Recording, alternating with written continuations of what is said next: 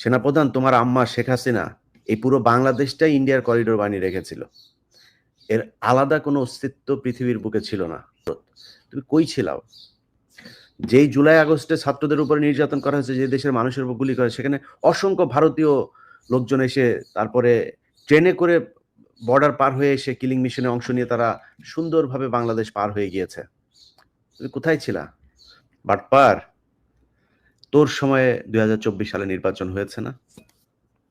চাতক পাখির মতো এই পলিটিক্যাল দলের দিকে তাকায় ছিলি? তুই তো তাকায় ছিলি তোর আম্মার দিকে। খালেদা জিয়ার বাসায় গিয়ে খালেদা জিয়ার সাথে এখন প্রীতি, তোর তো প্রীতি না করে উপায় নাই। তুই এই জন্য খালেদা জিয়ার বাসায় গেছি। 24 আগে কেন গেলি না? 24 আগে যায় খালেদা জিয়ারে কেন করলি না যে আপা ম্যাডাম আপনাকে লাগবে আমাদের? তারেক রহমানের ফোন করছিলি? বিএনপির কোন নেতারে ফোন করছিলি? তোর মা যা বলেছে তুই সেভাবে 2024 সালে নির্বাচন করে দিয়েছিস। এই দেশের মানুষ তোদের দিকে চাতক পাখির মতো